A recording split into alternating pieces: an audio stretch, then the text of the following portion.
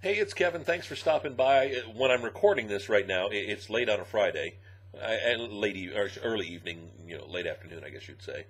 Um, had something I was going to talk about today, and then threw it out because going to lunch today and running into a bunch of old friends, a bunch of current friends, and then meeting some new people. Um, a topic came to my mind, and I at least wanted to get it off my chest and speak to you about it, and hopefully it'll help you in whatever you're going, and it may or may not. The title of today's post is, of course, called Fear Factor. We're not talking the TV show. We're talking about fear. What was amazing to me is people I was with today, some were still in the music business. Some had been in the music business, got out a few years ago, and then others worked for regular companies and were miserable, gave up their jobs, things like that. And every one of them to a T kept saying how much they admired me for going out and striking on my own, doing my own thing, starting my own company, and being successful at it. Yeah, I thanked everybody, but I don't. I guess I don't look at it that way. Because the one thing that kept coming back to me is everybody is afraid of something. Yeah, the only thing we have to fear is fear itself. You've heard all those things. You've heard, we fear change. We fear the unknown. We fear failure.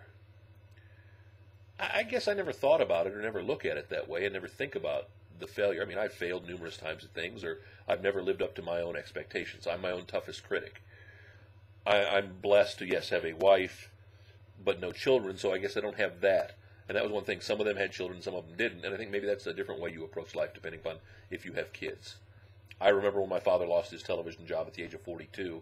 I was in high school, my sister was in junior high school, and it changed all of our lives. I think it changed my father's life, and we're not going back 30 years, how much it changed my father's life 30 years ago. He survived, but he never recovered. He was never quite himself. And I think a lot of that has to do with fear. You can do anything you want to do because every person, I believe, has a gift that other people don't have. The key is do you get over the fear of being able to go out and standing on the tree limb, figuratively, and just going out there and putting it out there and doing it. For me, there's no fear. When I gave up the radio job 2.5 years ago, I went to take a job I thought was going to be good, and you know what? It blew up. It backfired. Again, you could say failure. I don't view it that way. But at the time, it gave me maybe the confidence, maybe the strength to say, you know what? I'm going to go out and do this thing on my own. And it could still fail to this day. And I'm preparing for that. I stay prepared for that. But I think sometimes we sell ourselves short. We don't believe in ourselves enough to believe we can go out and do something different. What's amazing is some of my friends who are much more intelligent, much more connected, much more personable, have so many more great personality traits than I'll ever have, are just too encompassed in the fear of changing their lives, and the fear of doing something that may fail. And I hate that for them. Ask yourself, are you engulfed in the fear factor? In this time of economic strife in America, maybe it's time to let go of the fear.